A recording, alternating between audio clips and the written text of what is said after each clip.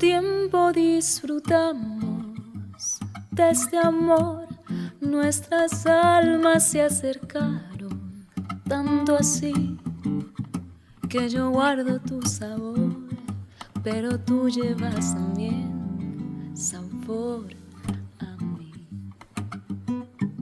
Si negaras mi presencia en tu vivir, bastaría con abrazarte y conversar. Tanta vida yo te di que por fuerza tienes ya sabor a mí. No pretendo ser tu dueña, no soy nada, yo no tengo vanidad de mi vida. Doy lo bueno, soy tan pobre que otra cosa puedo dar. Pasará más de 1000 años y muchos más. Yo no sé si tenga amor la eternidad, pero allá tal como aquí, en la boca llevarás sabor a mí.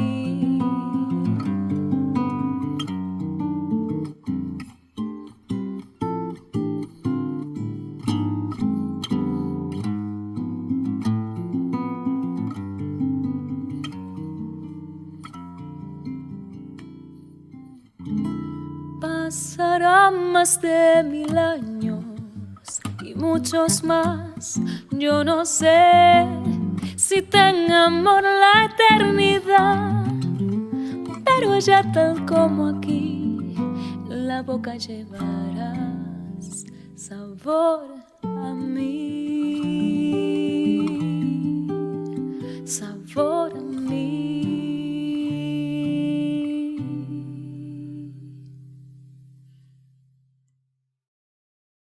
Nadia Trovich, bienvenida. Hola, por fin, aquí Por en el fin. podcast. ¿Cómo te presentarías para quien no te conozca? Pues para quien no me conozca de absolutamente nada, soy Nadia Trovich, austriaco-andaluza, cordobesa, que vive en Madrid y que se dedica al mundo de la música y a la docencia. Soy cantante. Y tengo mi proyecto musical y mi parte de formación, de enseñanza musical. Cuéntame un poquito más acerca de eso, de tu proyecto y a lo que dedicas tu tiempo profesionalmente. Yo normalmente, lo que es mi tiempo profesional se dedica ahora mismo en las clases, en los conciertos del proyecto, Sí. y en la composición de los temas de mi proyecto.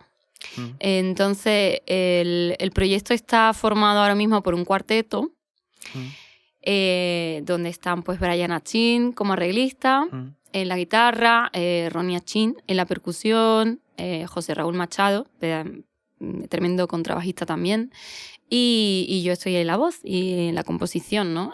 Entonces, las letras del proyecto van acorde con experiencias mías propias que yo tengo sobre la vida y muchas emociones que puedo atravesar.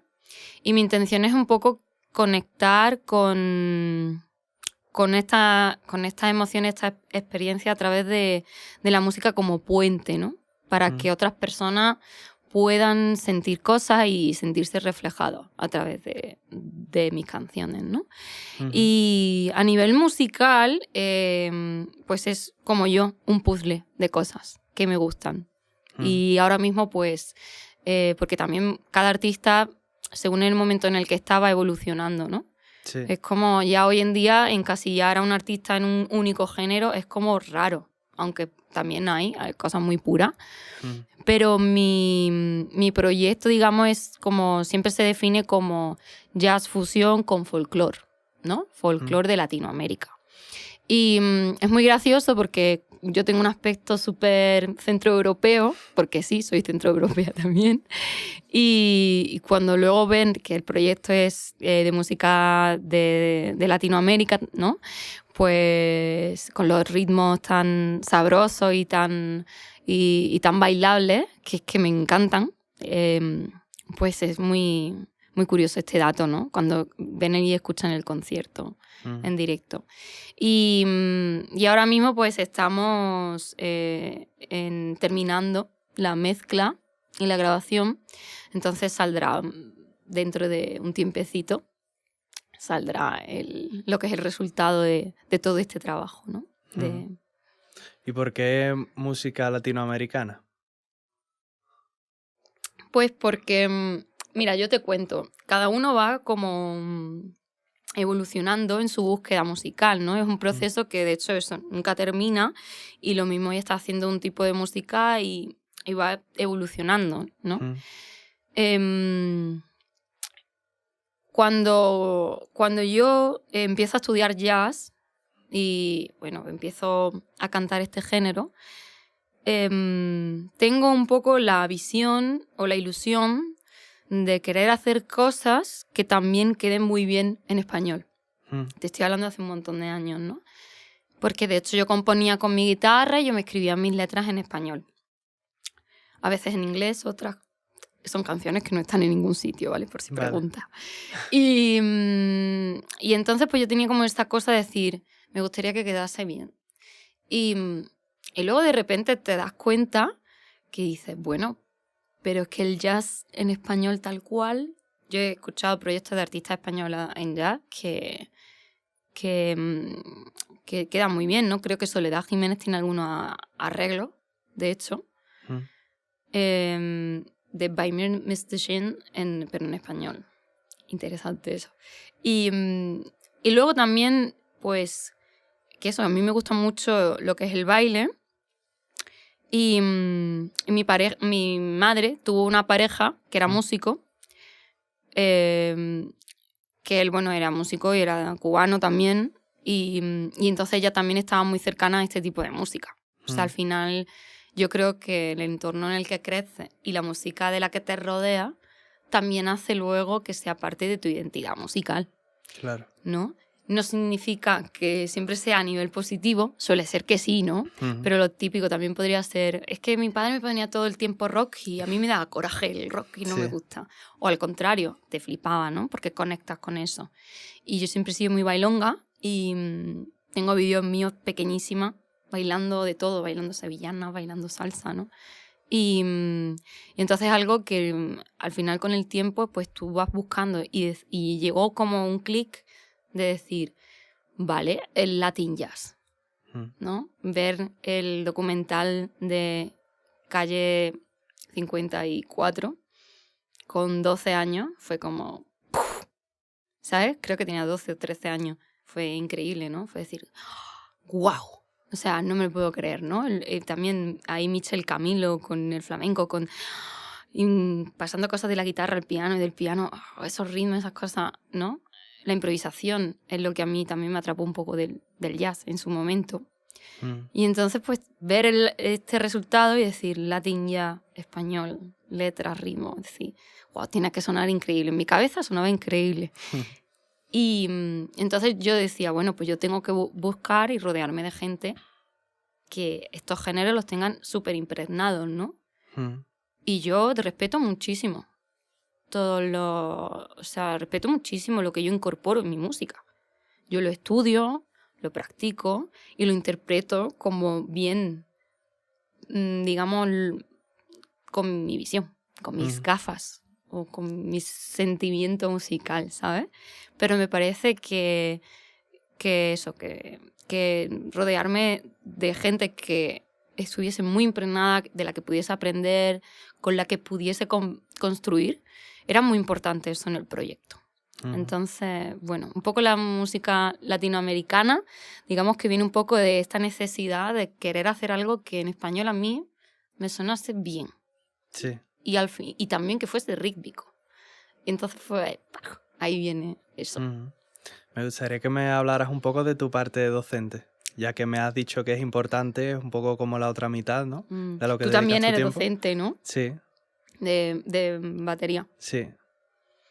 Pues, bueno, la docencia, ¿qué te voy a contar? O sea, si tú eres docente también, sabes un poco cómo va esto, ¿no?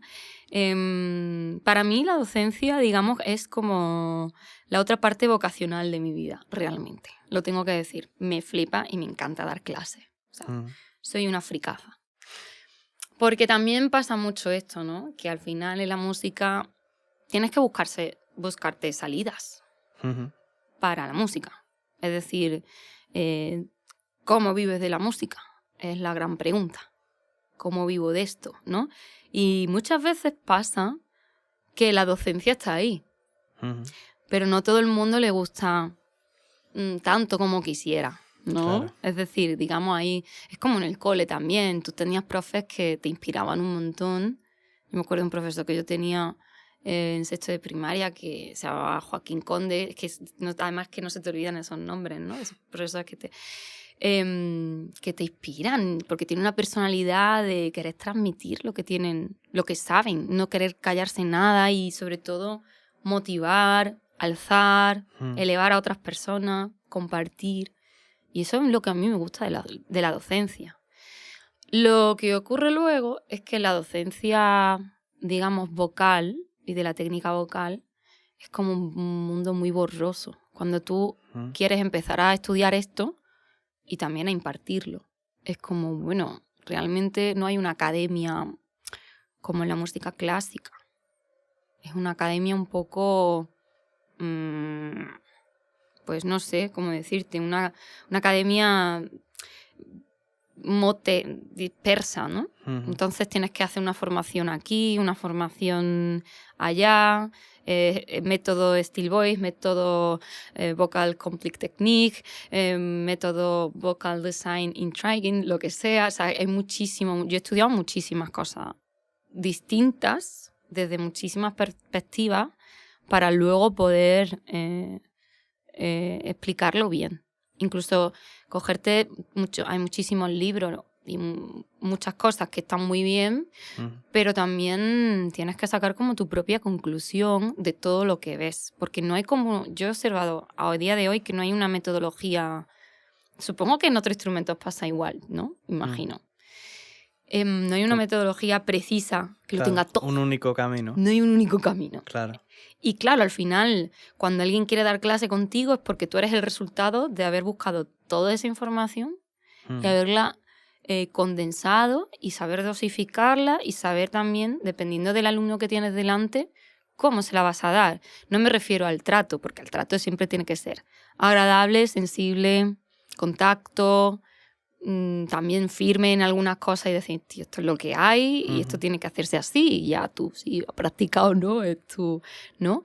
Pero sí, en cuántas gotas le vas dando la información y en qué momento. Y dejarle sus tiempos también para que lo procese y lo integre, ¿no? Yo creo que eso es súper importante en la docencia. Y sobre todo yo creo que también el punto está en enseñar a cómo practicar, ¿no? Porque en el momento en el que el alumno o la alumna encuentra el camino a retroalimentar ese proceso de aprendizaje, ¿no? Total. Ya es como que va solo, ¿no? Sí.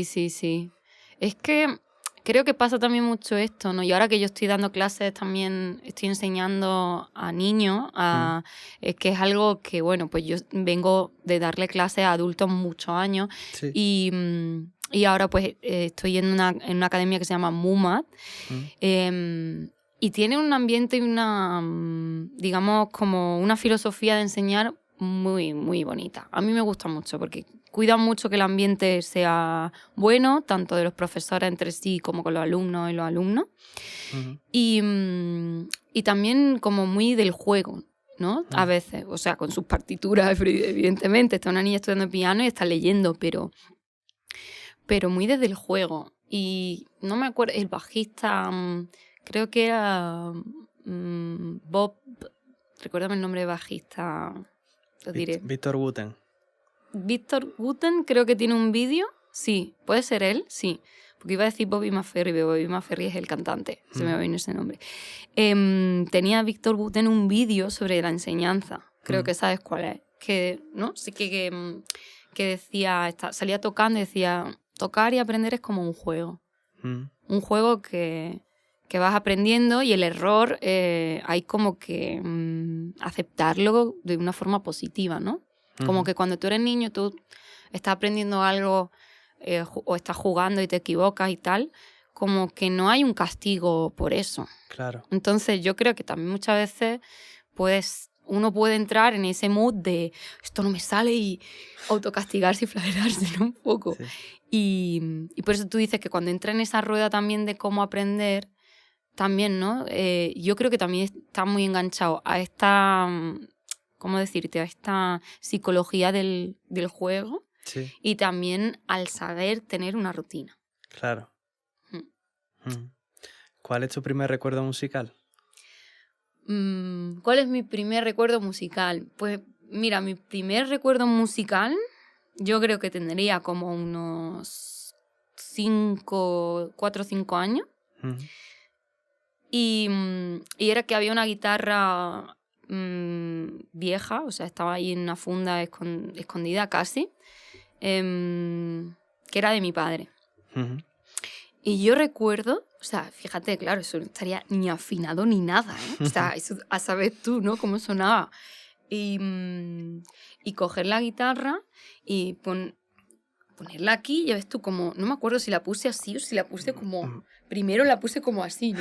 Porque, no sé, o al revés, primero la puse así y estaba como incómoda porque era muy grande y luego la tumbaba para verla, ¿no? Y recuerdo estar haciendo así, tocando, y estar pulsando los trastes y observar cómo cuando lo apretaba cambiaba el sonido y me llamaba mucho la atención que al final eran como los armónicos, ¿no? Sí. Y yo iba tocándolo y a saber, yo imagínate, ¿no? Esto es como ver su realidad, ¿no? Y es que te daría mi madre diciendo, mi abuelo diciendo, madre mía, esta niña, ¿qué hace? ¿No? Y en mi cabeza estaba como... Música celestial. ¡Qué guay!, ¿no? Claro, es que un niño, yo qué sé, a lo mejor tenía menos, a lo mejor tenía 4 años. Pero eso es como mi primera conexión con un instrumento, ¿no? Porque luego lo que es música... Mi madre, cuando estaba embarazada, ponía música. Mi madre y mi padre cantaban y tocaban, ¿no? Juntos. Entonces, ella siempre ha sido muy musical, mi mamá. Y su fila de discos, ¿no? Entonces, mi abuela cantaba mucho en mi casa. Ella es la que cantaba boleros, mi abuela. Y también por ahí, ¿no? Enganchaba también el gusanillo. Le gustaba mucho cantar... Quizás, aquellos ojos verdes. Le gustaba mucho, Bésame mucho. Lo cantaba un montón. Y esos son como los recuerdos así más musicales que yo tengo, yo te diría. Así más de niña, ¿no? Sí. Más pequeñita. Luego, con 8 años, mi madre estuvo con otra pareja que también era músico. Gracias, mamá, por tu inclusión, ¿no? Y él era un percusionista muy bueno y vivía en un pueblo. Íbamos a visitarlo su casa y tenía todo lleno de instrumentos. Tenía unas congas gigantes. Madre mía, cuando yo vi esas congas, yo me sentaba en las congas, yo lo veía él hacer así, me decía, hazlo así, ¿ves? Y yo lo veía hacer esto rápido, ¿no? Y era como, hasta que me dolían los dedos, ¿no? Pero yo qué sé cuánta hora de tiempo me podría pasar allí tocando y ahora este tambor y el de agua y jugando. Y él grabábamos cintas, ¿no? Esto es unas sirenas cantando. ¡Wow! Y empezábamos a cantar. Yo creo que fue el primer momento de empezar a cantar cosas, ¿no? Con mi hermana, que también le gustaba mucho. O sea que al final esos recuerdos son muy bonitos también. Y fíjate, yo estar ahí escuchando esa música, que era un proyecto de flamenco jazz, latín, que tenía de todo un poco, pues eso también al final, muy subconscientemente, yo creo que te... O sea, todo esto son como conclusiones que yo saco ahora. Sí. Pero tampoco te levantas una mañana y dices, voy a hacer música así, ¿no? Sino que va llegando como por pequeños pasos hasta que al final... Está en ti ya. Está y lo estás haciendo, ¿no? Y luego ya, si quieres, dices, analiza mentalmente y dices, ¿tú de dónde vendrá esto? Como cuando alguien te pregunta como en un podcast, ¿no? Y dices, ¿de dónde vendrá esto? Pues, y así lo respondes, ¿no? ¿Y en qué momento empezaste tú a tomar parte activa en la música? A empezar a cantar, no sé, después de eso, de esos primeros momentos. Pues yo te diría que, bueno, yo empecé a tomar clases con 9 o 10 años de guitarra. Sí. Que me la empezó a dar una chica que era de guitarrista de conservatorio. Entonces pues me ponía a leer partitura. Lo que pasa que yo me aburrí. Claro, es que nota por nota. Y le decía, yo quiero tocar canciones. Y decía, bueno, poco a poco, ¿no? Hasta que me acuerdo que me trajo un papel me acuerdo que era un tema del canto del loco. Sí. Esto es el do, la menor. Y bueno, más o menos ahí iba, ¿no? Pero yo llego a un punto, y claro, al final, yo qué sé, cada persona va buscando su camino, ¿no? Y yo dije, mamá, yo no quiero dar más clases. Me dijo, bueno, vale. Y luego, pues, con esa edad, como con 11 años o así, me compré mi libro de guitarra. Un libro autodidacta, que te puedo decir que es como el antiguo YouTube. Sí. Venían tablaturas escritas, venían figuras, venían acordes, y ahí yo sola, O sea, yo sola y autodidacta, Y luego con el canto, pues ya le dije a mi madre, mamá, yo quiero aprender a cantar mejor, porque la guitarra era como que fue como el puente para... porque era como, quiero acompañarme, o sea, necesito música para cantar. Como no había tanto karaoke, no había tantas apps con, canta sobre esto, ¿no? Claro. Como yo quiero música, que creo que también eso, bueno, pues por ahí lo agradezco, ¿no? Ese contexto, ¿no? Digamos, histórico, porque decía yo, pues quiero acompañarme, y luego también esta necesidad de crear, que yo creo que también es importante, ¿no? Que esta necesidad de crear que yo como un ser humano tengo, que todos lo tenemos realmente. El que crea un avión nuevo con tanta velocidad o tal cura para tal enfermedad, ¿no? Al final es necesidad de crear por alguna necesidad, ¿no?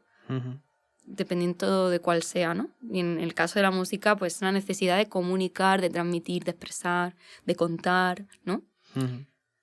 Sí, entonces yo creo que un poco... Ya se me ha ido el que me habías preguntado. Sí, te estaba preguntando que cómo empezaste la música sí. ya. Sí, bueno, pues en ese momento, pues cuando ya yo empiezo a tocar mucho Sí. y pienso que canto fatal y que quiero hacerlo mejor, pues ya ahí busco un poco ese paso a apuntarme a una escuela de música. Y a partir de ahí pues ya empiezan mis estudios poco a poco de la música, ¿no? Y claro, siempre yo lo he compaginado con la vida, digamos, de artista plástico. Yo estudié también Bellas Artes. Vale. O sea, yo tengo ahí también otra influencia artística. Y la verdad es que a día de hoy lo agradezco mucho. Porque me ha ayudado mucho a tener una visión más amplia y, digamos, también más colorida de lo que es un proyecto artístico. Y la gestión emocional hay que tenerla para ambos mundos. Siempre que sea arte, bueno, para todo, ¿no? Sí. Pero creo que eso también es importante. Claro. ¿Y en qué crees que te ha ayudado como extra para un proyecto creativo musical? Por ejemplo, también a la hora de tomar decisiones estéticas. En el sentido de organizar también ideas, ¿no? De estética me refiero también a esto del estilo, a esto de... Y luego también porque yo cuando creaba cuadros y esculturas yo escribía mucho. Porque yo sentía la necesidad de escribir. ¿Por qué? Pues porque, bueno, sí, yo soy visual, pero en un momento dado uno se da cuenta ya y se va conociendo, ¿no? Y yo siempre he escrito, siempre necesitaba volcar mis ideas, todo lo que sentía, cómo sentía.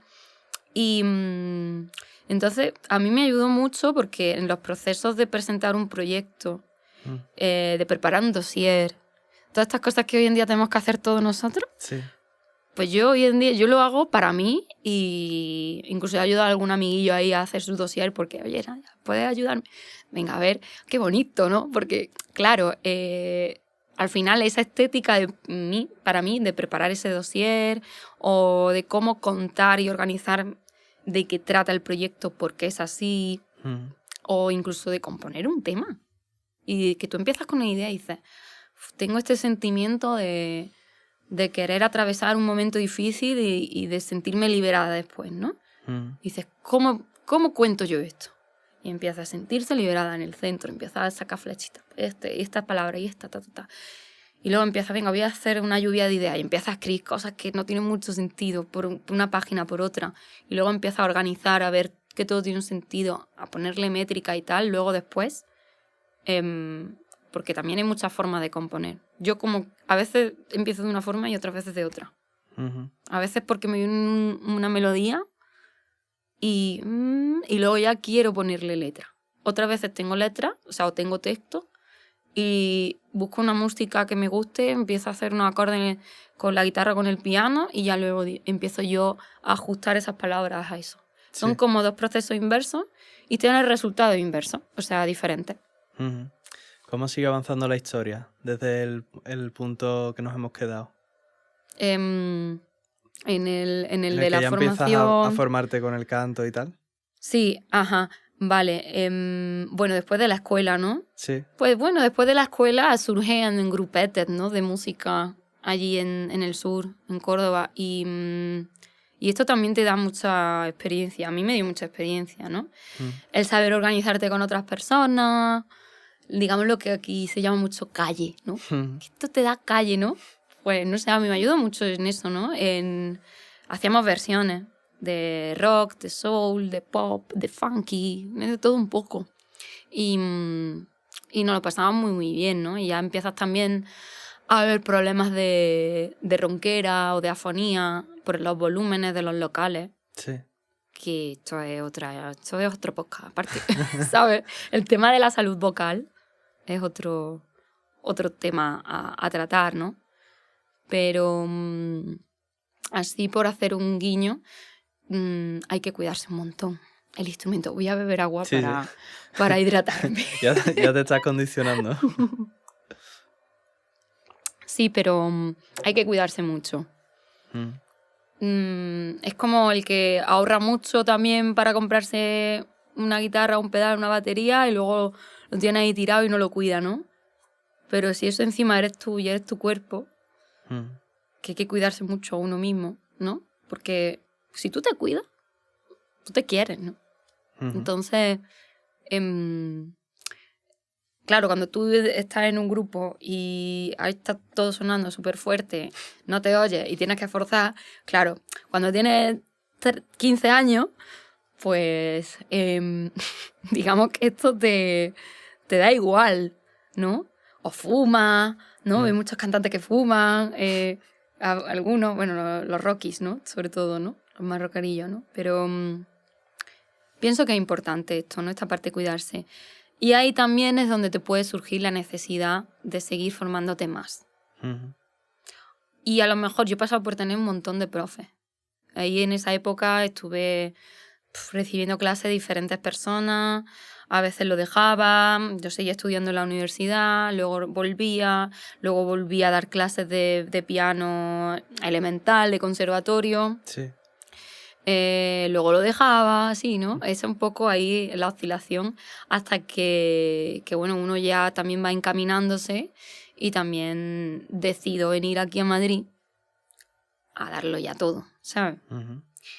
Pero sí, varias etapas. Por eso te decía que la época de la universidad, que antes de tener las bandas y los grupos, luego me centré en eso. Yo seguía escribiendo, seguía creando, estaba creando otras cosas, estaba conociéndome a mí misma también.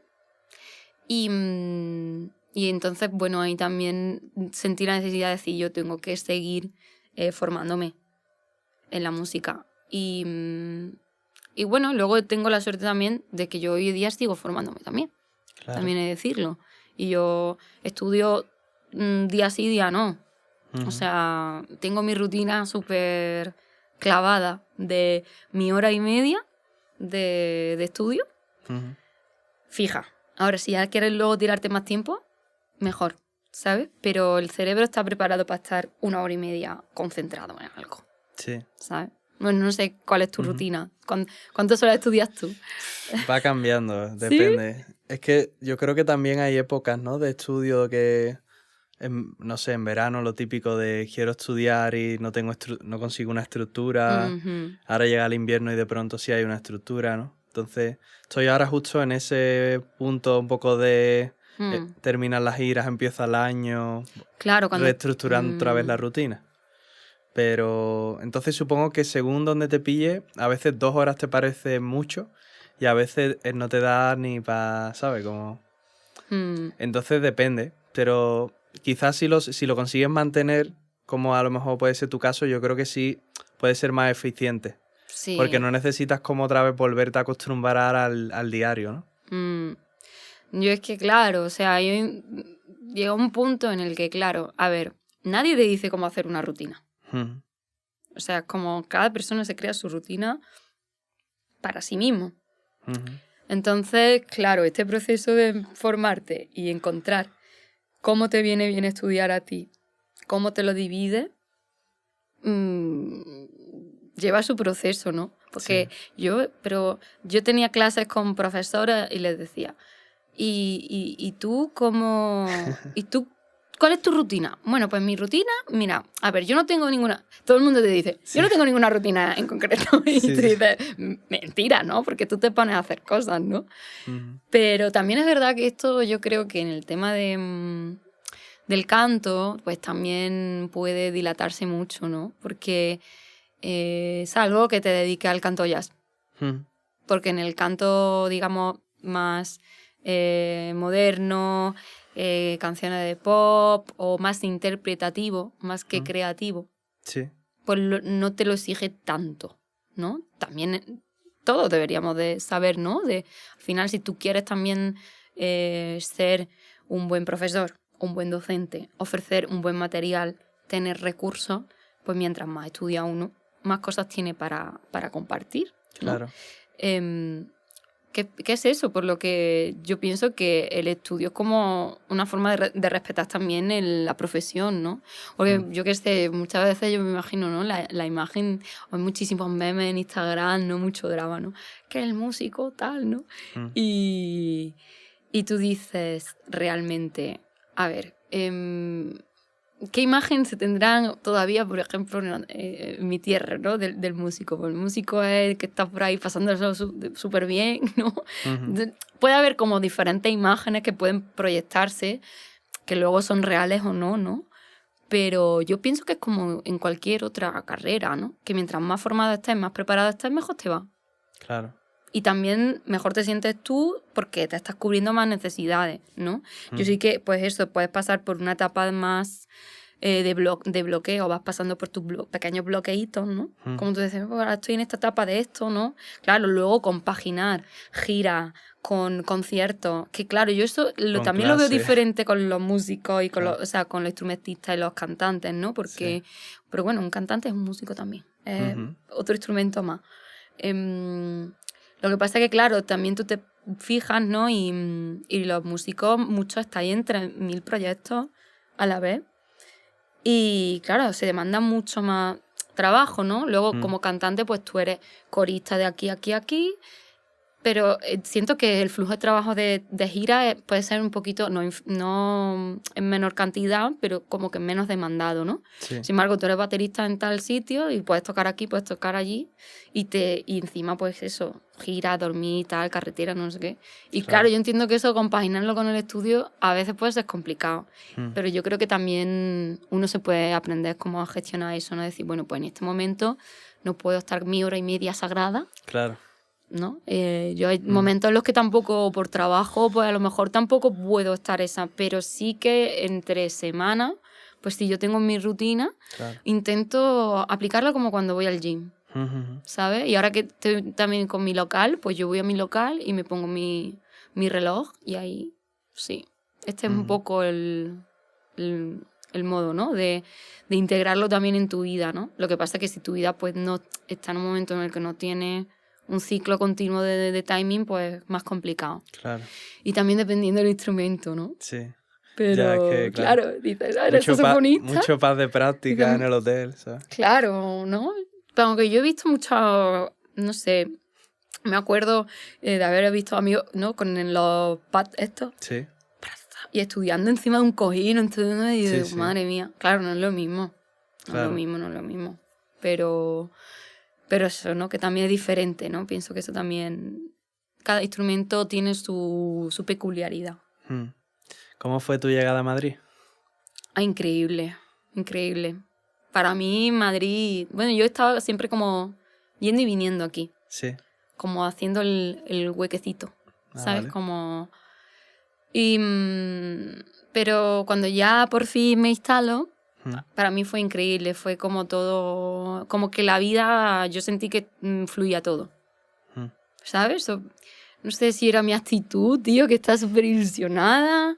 Si era suerte, no sé. Habrá gente que lo verá de otra forma, pero que Madrid a mí me parece una ciudad con muchísima oportunidad de muchas cosas.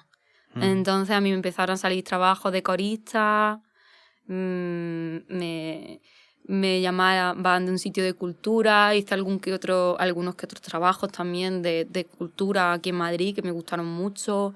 Estuve trabajando en un teatro, ¿no?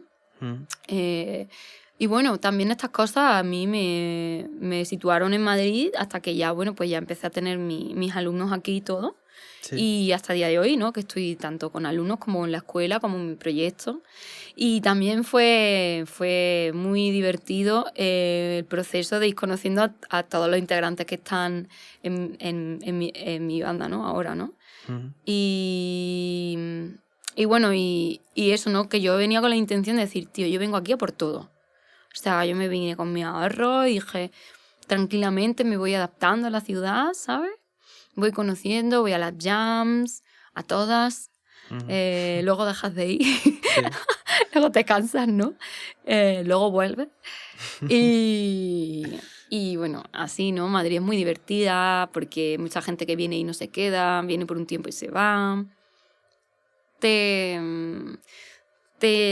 Madrid te ayuda a posicionarte también, pienso. Porque al haber más demanda de más artistas en el campo musical, sí, te hace también ponerte las pilas en el buen sentido, ¿no? De wow, y que también tienes que hacer las cosas lo mejor que puedes, ¿no? Claro, coger perspectiva. Claro, porque nosotros, bueno, tú eres de Sevilla, ¿no? Entonces, en el sur es todo más chiquitín. Sí. Y yo siempre he querido irme. A ver, me encanta el sur, ¿eh? Amo Córdoba y Sevilla también, porque viví allí 4 años. Y Málaga, in love con Málaga, la adoro también, Granada también. O sea, Andalucía es preciosa. Pero a nivel de movimiento musical, que Granada está bastante bien en jazz, ¿eh? Está hacia arriba. Aquí en Madrid hay muchísima oportunidad. Yo, por ejemplo, me acuerdo que el primer concierto serio de mi proyecto pude invitar a Javier Lazo a que viniera a cantar un tema con nosotros. A mí eso me pareció súper guay. Surgió de un amigo de otro. ¿Conoces a Javier Lazo? No. Es un compositor peruano que compone y produce para un montón de artistas de allí. Y él pues ha tocado y ha compuesto temas para Susana Baca. Amores, ay, no entiendes del dolor, soy... Ese tema es precioso, precioso. Y claro, yo cuando lo había visto en un vídeo, ¿no? En la televisión de Perú con Susana Baca, y de repente me dice, ¿tú sabes que mi amigo tal está aquí y se llama... y ¿puede venir? Venga, yo lo invito, pero que venga. Entonces, experiencias como esa. Claro. O sea, en una ciudad chiquitita. Bueno, suerte en Córdoba antes estaba el Festival de la Guitarra. Y yo me acuerdo que eso fue un recuerdo. No me has preguntado por ningún recuerdo así. ¿Vas a hacer esa pregunta que le haces? Cuéntame. Haz la pregunta, así mola más. Sí, no, que te iba a preguntar ahora justo eso, que me contaras alguna anécdota relacionada con la música en un ámbito de concierto. Es que me he visto muchos podcasts tuyos, pero porque, no sé, que al final casi toda la gente que hay, pues la conoce y dice, anda, mira, esta es de podcast de no sé quién. Mira, pero a ver qué dice. Pues justo iba a preguntarte ahora, cuéntame. Pues, mira, así el recuerdo como divertido, yo me acuerdo en el Festival de la Guitarra, estar en el Jazz Café, que es el único sitio de música en directo en aquella época, y de estar allí llameando, ¿no? Ujú. Que mi primera experiencia en el Jazz Café fue también subirme a un escenario. Y claro, muchas veces estos puestos, tú venías de los grupillos de funky, de soul, tal, y pues te tocaban 4 acordes y tú improvisabas ahí lo que, sin tener ni idea, ¿no? Y más o menos sale. Ujú. Pero cuando ahí se sube un guitarrista de jazz y empieza a tocar un estándar y tú, ¿qué tema es? Y se dicen, tal tema. Y yo, vale. Y él se puso a tocar y yo cuando veo que empiezo, y claro, imagínate, ¿no? En ese momento, toda la música, todos los acordes que había, y el tío me miraba y hacía así. Y eso fue como un pequeño ahí, ese es un recuerdo gracioso, ¿no? Porque eso fue como, espera, ¿no? Y ahí fue cuando yo empecé a decir, oye, esto del jazz hay que ver que cómo se desarrolla más, ¿no? Claro, más allá de la intuición. Claro, porque eso fue mi primer contacto con el tema de la improvisación real. Ujú. Claro, porque un cantante puede improvisar lo que quiera de oído. Si tiene buen oído, se puede meter ahí, Pero luego saber qué está haciendo y que el tipo diciendo, esta tía, ¿qué hace? A lo mejor no estaba mal o estaba afinado, pero no tenía sentido, ¿no? En ese contexto, ese lenguaje, ¿no? Ujú. Para mí fue como un chocazo ahí. No, pero eso fue mucho más pequeña. La otra historia que yo te iba a contar que es más divertida es Sí. que estaba en ese mismo sitio, porque era el único sitio que había, y estábamos allí tocando y de repente sube un hombre con el pelo canoso, con una guitarra. Yo lo veo así y digo, este tiene pinta de artista. Y cuando ya lo veo así, o sea, yo al principio estoy cantando, y medio que estoy cantando un blues, dice, un blues, en si bemol. Y yo, vale. Y yo pensando, este tío que me suena, ¿no? Y el tipo empieza ya a tocar, y yo diciendo, este tío es bastante bueno. Y yo cantando, ¿no? Y yo un poco como con esa cosa de, bueno, como que no sabía quién era, ¿no? Y cuando ya pasó el medio blues, ya terminó el solo, y lo veo que está dirigiendo a la banda, como, ahora no, ahora dejarla a ella. Y yo en plan, hostia, qué guay, ¿no? Claro, de repente llegaba alguien que sí que manejaba este lenguaje, y decías, qué guay, ¿no? Me está dejando mis silencios para que yo haga el blues, ¿no? Como dirigiendo. Y ya al rato, cuando dice eso y tal, digo, anda, así es Chimo Tebar, ¿sabes? Y luego ya me bajo al escenario y digo, encantada de tocar contigo. Y ella yo pensando, menos mal, claro, los últimos 4 compases fue como un poco ya con el shock de, ostras, que Chimo Tebar, ¿no? Y creo que ahí me tira pata, seguro, pero porque ya estaba distraída, ¿sabes? Pero fue muy divertida, o sea, ese recuerdo que tengo es muy divertido. Ujú. ¿Cuál es tu relación con las redes sociales? Uf. Vaya preguntita, ¿eh? Esto también la haces, ¿no? Normalmente. Pues mira, yo, honestamente, te podría ser súper hate y decirte, pues si no tuviera que usarla, mejor, ¿no? Pero realmente pienso que es una herramienta y que lo mejor es ser positivo y decir, bueno, pues esta es la herramienta que hay ahora mismo y tú la usas para mostrar tu trabajo, tu experiencia y lo que tenga que hacer con esto, pues lo hago, ¿sabes? Sí. No, si te quedas en la parte de no voy a... Es que esto es una mierda, es que las redes, que te... yo creo que lo mejor es aceptar que esto hoy en día es lo que hay y que hay que hacerlo, ¿no? Igual que antes la gente pues iba a la televisión, a la radio, para contar sus cosas, pues ahora están las redes sociales, ¿no? Y que depende mucho de cómo uno lo gestione. Porque no es lo mismo que tú tengas tus redes y publicas absolutamente todo de tu vida y todo lo que haces, o que, bueno, que hay gente que no es artista y lo usa para esto, pues también, bien, ¿no? Pero yo que me preguntas a mí, pues digo, pues yo, mi relación con las redes es que es mi portal de trabajo.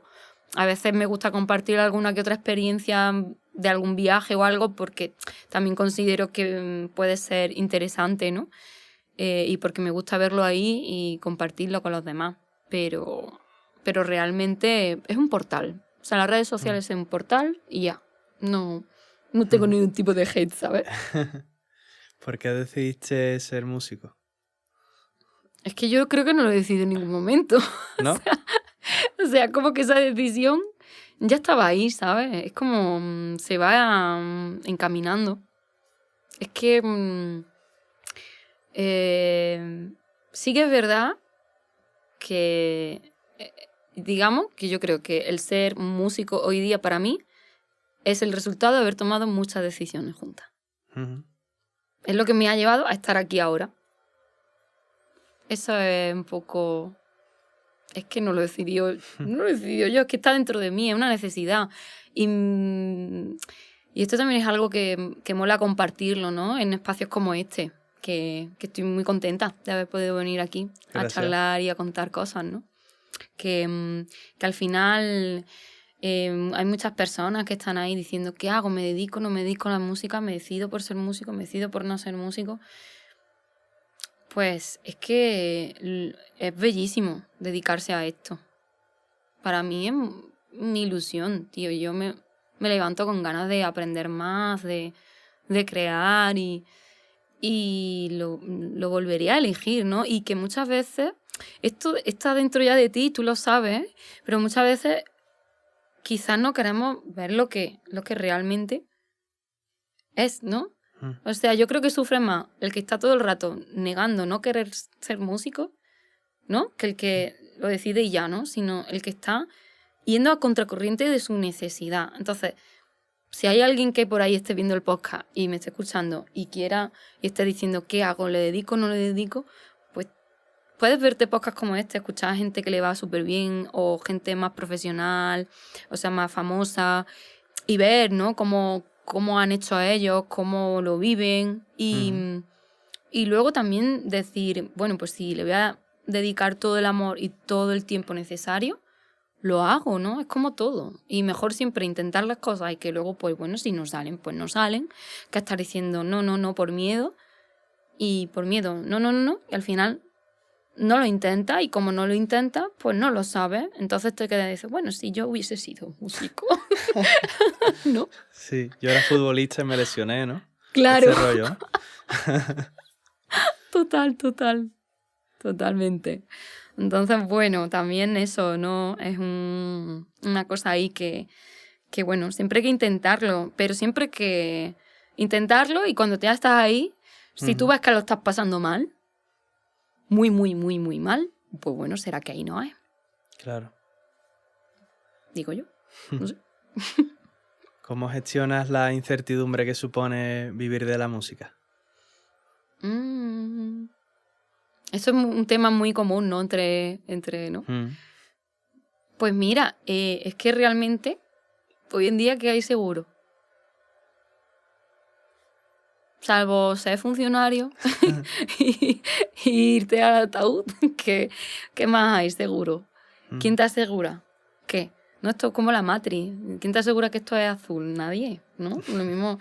Nada, al final yo creo que la incertidumbre es algún factor que en realidad están en todos los aspectos de la vida, realmente. Y yo, lo que me ha ayudado mucho es tener muchas conversaciones conmigo misma o escribirla y leerme, que también es guay, y ver, a ver, ¿qué te preocupa? Tal cosa o tal cosa. Tú haz. Es que yo creo que la mejor medicina para eso es hacer. Porque es como, bueno, pues hay mucha filosofía, entre ellas la budista, por ejemplo. Yo he leído mucho sobre esto, ¿no? El budismo, el estoicismo, que, bueno, al final, no. En los libros de autoayuda, bueno, no. Eso no. Pero sí informarte y leer, que hay mucha sabiduría, muchísima por ahí, de cómo es el ser humano, qué piensa, ¿no? Entonces todo esto al final te ayuda y llegas a conclusiones y dices, bueno, pues una de ellas para mí es que si tú plantas una semilla en un terreno, el terreno a veces es más fértil, a veces menos fértil, pero tú has plantado la semilla, tío.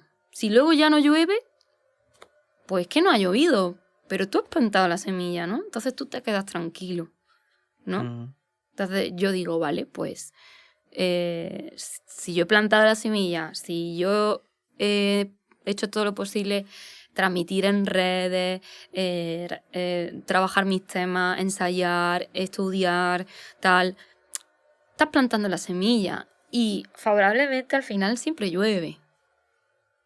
Que tú no lo veo como algo malo, pero la lluvia es muy buena porque te trae, ¿no? Entonces, al final todo da su fruto.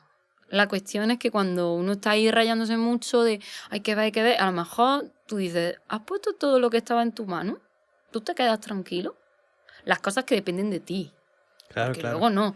Lo que pasa es que, claro, también eso es lo que depende de mí, no depende de ti. Pero es que luego hay muchas cosas que dependen de ti más que las que no dependen de ti. Uh-huh.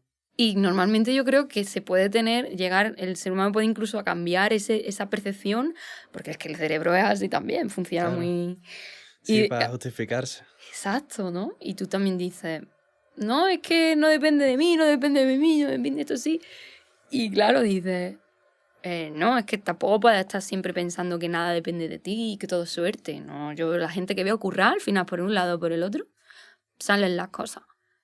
Entonces, como yo solo he visto a gente muy inspiradora, pues yo sigo haciéndolo. Y yo lo digo para que la gente se siga inspirando, ¿sabes? ¿Qué aspectos de la vida de un músico crees que se ven muy diferentes desde fuera? Cosas que para nosotros sean súper normales de dedicarte a la música, pero que desde fuera se desconozcan. Uy, qué pregunta más rara, ¿no? Hablando un poco de lo que hablamos antes, de la visión que se tiene del músico, ¿sabes? Ajá. O sea, ¿qué cosas para nosotros son normales? Uh-huh. Y para la gente que no es como esto, es como Magel y ¿no? Sí. Magel y Mago. Pues mira, por ejemplo... Como estigmas y todo esto, claro, me refiero. bueno... Si es que crees que haya. Creo que hay algunos, pero tampoco, no sé, yo no lo tengo muy presente esto, ¿no? Porque quizá porque me rodeo de un montón de gente que es músico también, en mi día a día. Pero, por ejemplo, no, esto de que estás en un concierto y te diga alguien, en una amenización, en un concierto mío no me ha pasado por suerte, pero que te digan, cántate la de Joaquín Sabina, y tú te quedas así como, vale, pues yo me sé todas las canciones del mundo, me sé la que tú quieres y me sé la que no. Entonces, como aquí parece como que eres cantante y te lo sabes todo, ¿no? Sí. O que puedes, sobre la marcha puedes, ¿no? Inventar cualquier cosa, ¿no? Yo creo que también puede ser que la gente, mira, por ejemplo con el jazz, ¿no? Uh-huh. Que la gente diga, ay, qué guay, está improvisando. Y la gente piensa que la improvisación es como que de repente te lo estás inventando, ¿no? Eso creo que puede ser algo así, ¿no? Sí. Como lo que me salga, ¿no? Entonces tú sales, te bebes 3 copichuelas y ahí improvisas. Pues no, eso tiene un curro. Es como los humoristas, ¿no?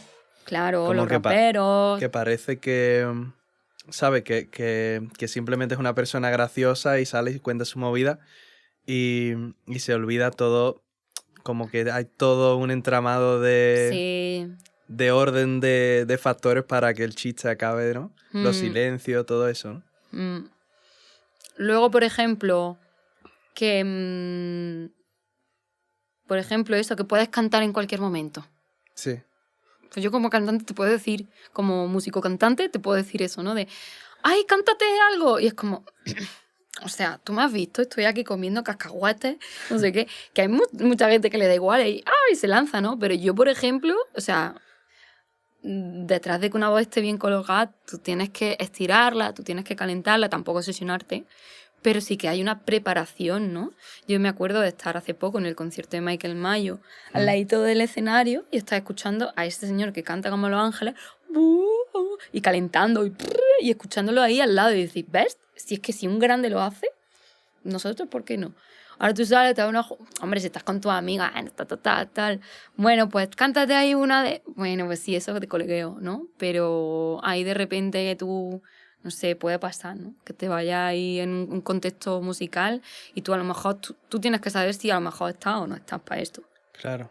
No tienes por qué ser músico y ser una feria, no sé, un muñeco de feria. Sí, o, bueno, es que yo soy muy antiguo, un MP3 viviente, ¿no? O sea, Sí. Un Spotify con patas, ¿no? Bueno, a ver, no me sé todos los temas del mundo.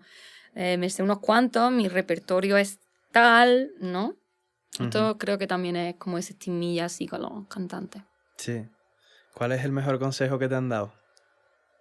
Uy. Guau, pues el mejor consejo que me han dado es tú practica. Y si no sale, ya saldrá. Y si no sale, hazlo más lento. Y si no sale más lento, hazlo más lento. Y cuando lo hagas 3000 veces más lento, ya te saldrá. Eso es medicina. Yo creo que es el mejor consejo que me han dado, tío. El hacer las cosas despacio. Porque, ¿no? Pasa mucho, ¿no? Escucha, sobre todo con el canto, pasa mucho, mucho, mucho. Porque como es un instrumento tan inmediato, que no hay que pasar por un proceso de esto está aquí o esto está aquí. Y ya. Te has escuchado 5 veces el tema y ya te sabes la melodía, ¿seguro? Ahí hay una nota que no es, ¿no? Entonces, claro, cuando tú das clases de estas cosas te das cuenta. Que se lo ve a los demás, ¿no? Y a tu alumno. Y luego dices, ostras, que a mí me ha pasado aquí. Uy, ¿no? También, esto de la docencia a mí me mola mucho porque es de ida y vuelta. ¿Sabes? Paquito de Rivera decía esto en una entrevista. Que decía, a mí la docencia me ha encantado porque aprendes mucho también tú. Sí, que yo le digo a un artista como ese, un saxofonista como ese, es que dice mucho, ¿no? Y es verdad, ¿eh? Sí. A ti te pasa también, ¿no? Que de repente ves cosas que te recuerdan cosas a ti y te despiertan tal cosa y dices, wow. Pues eso pasa, ¿no? Que de repente haces algo a una velocidad que crees que está guay y luego cuando lo haces más despacio dices... Y yo creo que, ¿no? Cosas más rítmicas tiene que ser... Es mortal. Yo estudio ritmo también. Que los cantantes tienen que estudiar ritmo y la subdivisión y todo esto a mí me han ayudado mucho a entender y a concebir la música de una forma distinta. Entonces, claro, cuando a mí no me salía algo... ¿No? Decías tú, tienes que hacerlo más despacio. Y ahí te das cuenta de por qué no te está saliendo. Y igual, ¿no? Estás estudiando un acompañamiento con guitarra y quieres hacer el acento en otro sitio y igual, ¿no? Pues yo sigo estudiando esto, tío. Sí, es que me encanta todo lo que pueda seguir aprendiendo. Por eso es lo que hablábamos antes un poco de la importancia de estudiar, ¿no? De aprender a estudiar, quiero decir. Sí. Porque yo creo que 2 de los factores que has mencionado, que son el estudiar lento y darte cuenta de que siempre lo puedes hacer más lento, ¿no? Hasta que estableces una velocidad en la que te sale. Y la otra, la de convivir con el error como motivación del estudio, porque yo creo que esa es... Sí. Porque al principio el error nos gusta y es como... Con los alumnos lo verán, ¿no? Sí, es como se escuchan y ya no quieren volver a pasar por ahí. No, claro, claro. Es como, tío, es que la música es tan bonita porque te hace verte tantas cosas de ti mismo. El arte en general, ¿no? Pero, mira, yo que estudié también artes, ¿no? Plástico. Al final tú estás pintando y es mucho como para ti, en tu mundo, ¿no? Pero la música que es tan compartida con otros, con otros músicos, en el jazz más todavía, que es orgánico, que es que tienes que estar ahí, presente, respirando y viendo qué pasa, ¿no? Sí. Pero bueno, los otros estilos, pues también estás con otros músicos y también hay comunicación, ¿no? Pero te hace darte cuenta de tantas cosas de ti mismo. Entonces, lo que tú estás diciendo de no querer es que un ejercicio de ego, wow, claro, amortal, ¿no? Es decir, oye, que el error es parte del proceso. Eso es como también otra frase, ¿no? Aquí, el error es parte del proceso, me la tatúo, ¿no? Igual que más lento y saldrá, ¿sabes? Como... Sí, eso le ha dado la clave, ¿eh? Esos son 3 claves del éxito. Música. ¿Alguna vez has pensado en dejar la música profesionalmente? Yo creo que no, pero A ver, es que cuando realmente ya me he puesto a decir soy profesional, Sí, ahí no lo he abandonado ya, ¿sabes? claro. Lo que más me ha costado ha sido arrancar, es decir, estar conviviendo, porque esto pasa, ¿no? A veces tú en la vida puedes tener... Hay gente que tiene mucha suerte y empieza tocando y estudiando mucho más joven, Ujú. o estudian en academia, y su vida también, pues como que puede ir rodando hacia ello antes, ¿no? Ujú. Y van directos. Y luego hay otros procesos de otras personas que no van tan rectos, ¿no? Ujú. Como que también está ese cliché de, no, imagínate, estoy en el colegio, estudio, instituto, bachillerato, universidad, pum, tutum, trabajo. Pues no, tío, ahora hay mucha gente que hizo todo ese proceso y ahora está buscando trabajo y está que no encuentra trabajo. Y no son músicos, son abogados, médicos, veterinarios. Entonces, a mí lo que me ha costado ha sido encontrar el modo entre que económicamente conviva el mundo profesional Ujú. y encontrar un lugar donde poder hacerlo. Y Sí. ese ha sido Madrid. Entonces, ya hoy día, que yo, en el momento en el que ya dije, bueno, es que tampoco dije, voy a dedicarme, no llegó ese momento justo, ¿no? Pero ya tú ya estás ahí en eso. Y yo ya no puedo dejar la música, ni profesional ni no profesionalmente. Entonces, no he tenido yo ese pensamiento desde cuando ya te digo, cuando tú ya eres un profesional de verdad, es raro que tú quieras ya no serlo, ¿no? No sé. No sé, pero es mi percepción, ¿sabes? Ujú. ¿Qué le dirías a la Nadia que empezó en la música? Pues le diría, sigue así, que vas muy bien y te van a pasar cosas increíbles, ¿sabes? Porque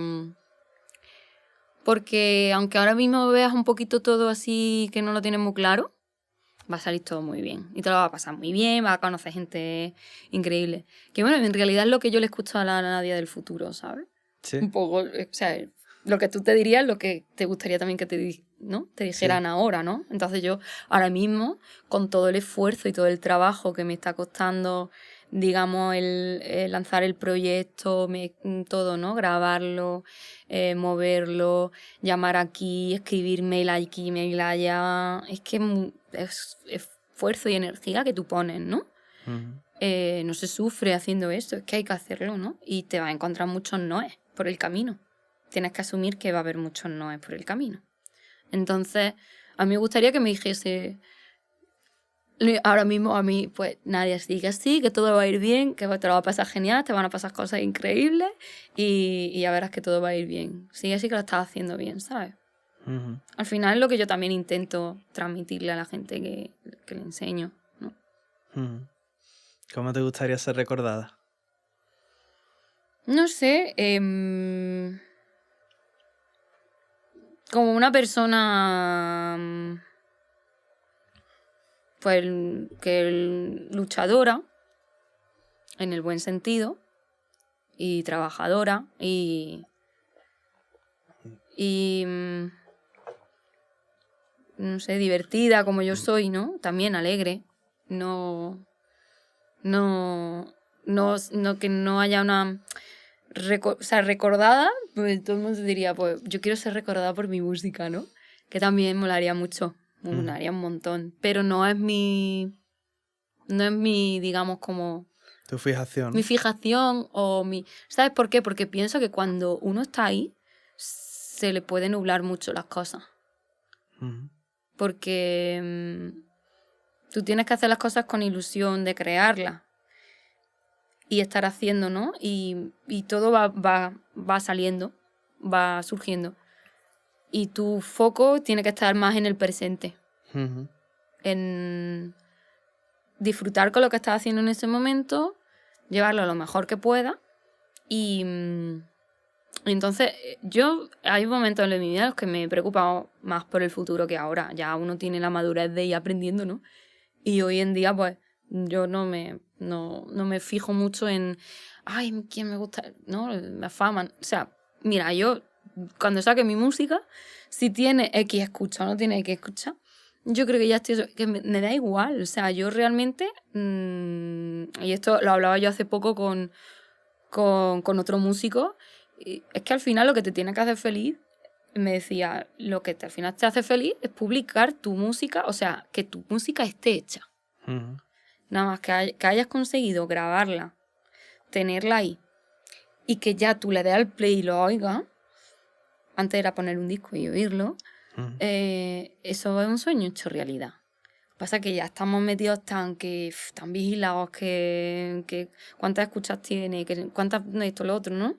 O volverte famoso, no volverte famoso. Mira, pues yo que me recuerden por haberlo luchado, ¿sabes? Por decir, esta tía se lo trabajó, lo luchó y ahí está, ¿no? Un poco, y eso, ¿no? Creativa y divertida, ¿no? A mí me inspira mucho la figura, por ejemplo, de Natalia Lafourcade, ¿eh? O sea, pienso que es una artista que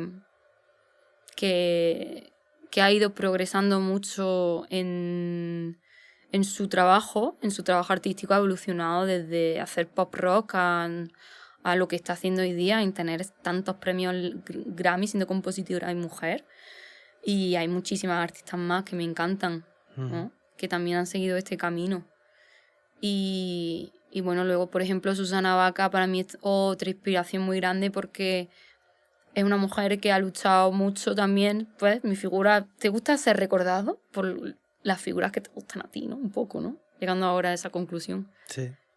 Y porque ha defendido mucho el tema racial en Perú y ha transmitido mucho el género afroperuano. Ujú. Y también para mí es otra inspiración, ¿sabes? Y bueno, luego pues todas las artistas o los artistas que conozco, pues yo los admiro por haber hecho todo lo que han hecho y tener ese resultado. Entonces, pues yo creo que así me podrían recordar. Nadia, la que trabajaba las cosas, la que luchaba las cosas, la que se divertía haciéndolo y siempre estaba animada, ¿sabes? A seguir, ¿sabes? Ujú. Porque esa es un poco la figura que yo he querido construir en mí misma y que sigo intentando construirla, porque esto en cualquier momento uno puede hundirse en su vida, ¿no? Si deja de alimentarlo. Claro. ¿Tienes tú alguna pregunta para mí? Sí, a ver. Una pregunta. A ver. ¿Qué es lo que a ti te motiva a levantarte todos los días? Uf, qué buena pregunta, me encanta. Te la vas a apuntar ahí para... Sí, te la voy a robar. Genial. Es que estoy pensando, ya tengo una cosa clara, pero estoy pensando si hay alguna más. Porque...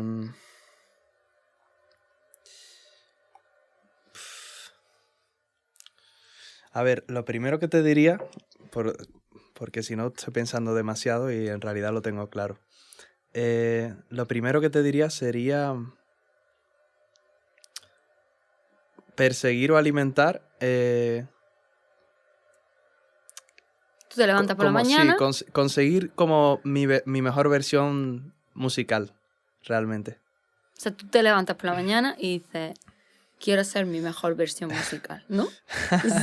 Suena un poco raro. Esa sería pero la frase. realmente es como mi motivación está ahí, ¿sabes? Lo que pasa es que luego siento que hay como muchos otros elementos que no tienen que ver con eso, que afectan directa o indirectamente a todo ese ecosistema para que tú estés motivado, ¿no? Todo eso, una estructura, yo qué sé. Ir al gimnasio no tiene nada que ver. No, pero eso es genial. Pero sí. Es importante.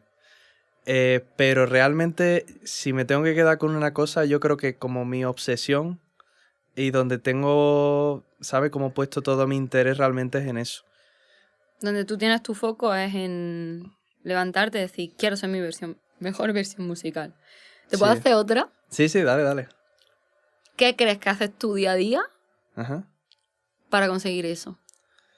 Para conseguir eso, pues... Otra pregunta que me vas a robar, ¿eh? Sí, no, al final. Mira, pues puede ser, se me ocurren muchas cosas, estudiar. Hay una parte creo que también, porque te quiero decir como varias cosas, pero creo que el sumar esas varias cosas crea una especie de sensación inconsciente que creo que también es muy importante. para tener esa motivación, Ujú. ¿vale? Como eso, ir a jams, ir a conciertos que te motiven, estudiar, quedar para tocar con otros músicos, Lo que ¿no? has dicho de los conciertos, eso es muy buen point, ¿eh? O sea, Claro. ¿cuántos colegas músicos tienes que no van a bolos de otros artistas? La verdad, o sea... Sí, es verdad. No, pero pasa, ¿no? Y ¿sabes qué pasa? Que yo creo que la gente que tiene la gran suerte de estar en Madrid, Ujú. como que lo ve algo normal, pero claro, yo estaba tan acostumbrada a estar allí abajo y decir, "Ah, que toca Allí Marcos abajo. Miles, wow, ¿no? Sí, te entiendo. Y decir, wow, y que toca y por 30 euros, ¿de verdad? O sea, y claro, y costaban, los conciertos fuertes costaban 80 pavos, wow, y subvencionados, y viva muy poca gente. Sí. Entonces, pero yo creo que es que a mí me motiva. A mí, yo salí del concierto de Michael Mayo, este último que he ido, wow, y diciendo, qué maravilla, o sea, es que te vas con ganas de hacer más cosas, ¿no? Claro. Es que es un fondo de motivación. Mm. O sea, que eso sería como lo más importante. Sí, yo creo que sí. Hacer un poco... A ver, el estudio lo veo lo veo la base de ¿no? Buscar dominar un instrumento o algo relacionado. Hay que echarle horas. Pero luego, por ejemplo, ir a un concierto del que salga o de cualquier cosa, de que salga, hostia, qué gana tengo de ponerme a estudiar. Que eso es... Ayer lo sentí, por ejemplo, que salí de un espectáculo de flamenco y era como, estoy deseando ya Guau. que llegue mañana y ponerme a tocar, ¿no? Pues ese tipo de cosas. Al final te tienes que poner a estudiar, pero no todos los días te apetece, ¿no? Tú ya sabes, ¿no? ¿Fuiste al de Nate Smith? Estaba fuera tocando. Estaba fuera. Me hubiera gustado. Igual que el de Michael Mayo. Me lo he perdido los dos por... Bueno, siempre eso pasa. Cuando Sí. he dicho antes lo de ¿cuántos amigos músicos tienes que no van a bolos? Es que desgraciadamente, en verdad, me era un poco broma, ¿no? No me meto con nadie. Es que lo que nos pasa a veces es eso, ¿no? Que nos coinciden mucho con muchos curros. Pero sí, hay que... No digo porque también puede ser eso, ¿no? Que hay gente que puede que no lo tenga tan presente, ¿no? Y Sí. mola tenerlo presente eso. Porque es una fuente de... Wow, para mí es de recarga. Para mí es de recarga. Yo me acuerdo del concierto de Nate Smith y también te das cuenta de lo importante que es la performance, ¿no? Que esto es también algo que dices tú, wow. Y eso yo creo que es de lo que más aprendes cuando vas a un bolo también, ¿no? Sí. Porque te puedes ir a casa con un montón de ganas de estudiar, pero lo que realmente ahí estás absorbiendo y viendo, ¿no? Es decir, cómo está conectando este hombre con el público cuando le está cantando, cómo los mira a todos, cómo se mueve por el escenario, cómo lo está comunicando, ¿no? Sí, te permite analizar el producto final, ¿no? De lo que Sí, tú... ¿no? Pero en ese momento, yo que soy tan sensible, yo lo estoy como diciendo, wow, ¿no? A la vez que estás disfrutando, lo que pasa es que ya no lo puedes ver como un muggle, ya estás ahí, ya hay cosas que ya no estás ahí viendo ese resultado mágico, ¿no? Ya sabes todo lo que hay detrás. Sí. Y luego también que cada uno es diferente. Y yo creo que ser auténtico, porque mira, Nate Smith hizo el concierto y yo pensando, bueno, con este hombre que yo he visto vídeos cantando con gente y tal, y compartiendo, salió Good Night Boys. ¿Sabes? Ya, ahí ya, pum, tocando y ¡buah! I love you. Presentaba a la banda, I love you guys. Como diciendo, os quiero, tío, ¿sabes? Y pum, pum, pum, pum, y se acabó el bolo, ¿no? Y luego veo otro increíble, ¿eh? Increíble ese hombre, las dinámicas que tiene, tío. Uf. La dinámica en la batería es que yo creo que es lo más... Como un instrumento tan fuerte, creo que el saber intensidad creo que es súper importante, ¿no? Y creo que es lo que yo dije, ¿sabes? Lo comentábamos ahí varias personas que habíamos coincidido en el concierto. Y yo creo que esto, ¿no? Y te das cuenta de que cómo cambia, ¿no? Porque luego ves a Shai Maestro, que es paz y amor, hermanos, voy a hablar de mi tema, qué bonito es, ¿no? O Michael Mayo hablando de Rosalía en su bolo, diciendo que había hecho una versión del tema y tal.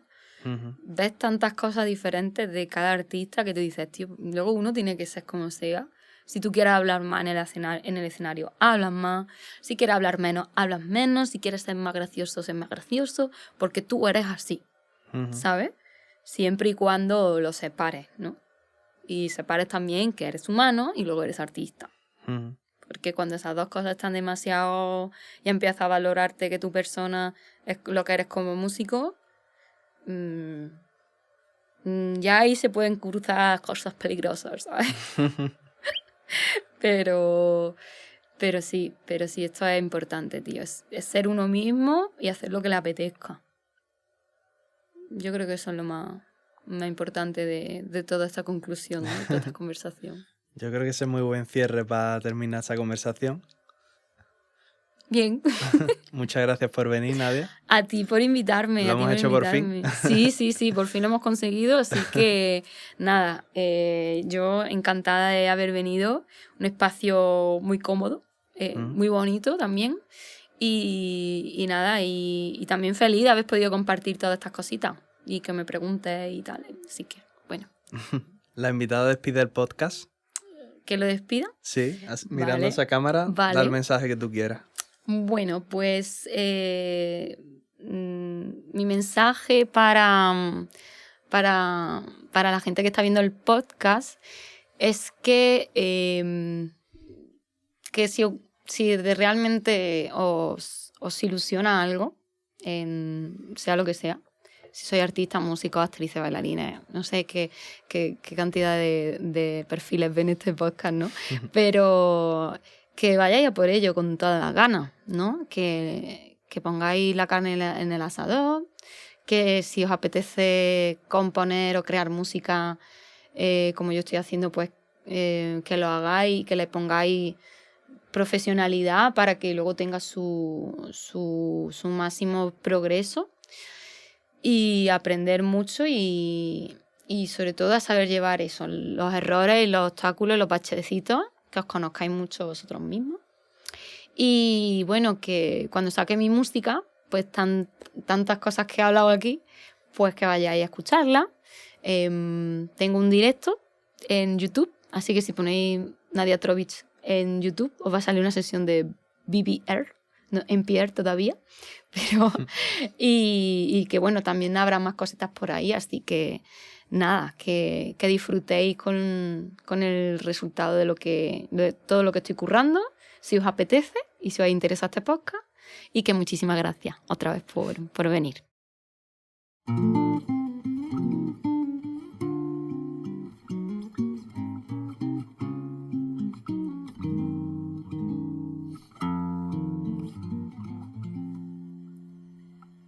¿Cuánto tiempo quedará para soñar despiertos, para reír mañana, sentir el respirar, huyendo las sombras de este espíritu tan frío? Devuelva el fuego a este corazón sombrío. Tejer el instante del momento que no volverá jamás para nadie. Liberaste mi verdad como un río navegar que no volverá jamás para nadie, para vivir mañana.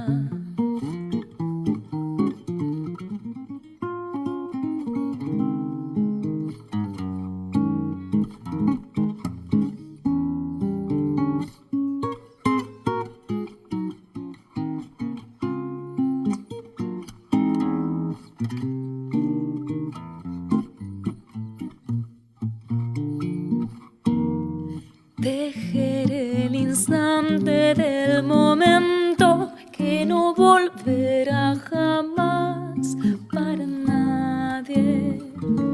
Liberaste mi verdad como un río navegar que no volverá jamás para nadie. Para soñar despiertos, un lirio blanco al amanecer, un atardecer que se termina. Un niño juega bajo el sol con la esperanza amanecer, un atardecer que se termina. Un niño juega bajo el sol con la esperanza encendida, con la esperanza encendida, con la esperanza encendida, con la esperanza encendida para vivir,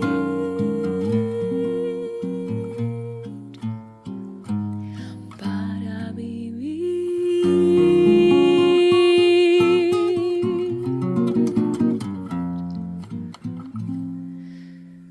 Para vivir despierto.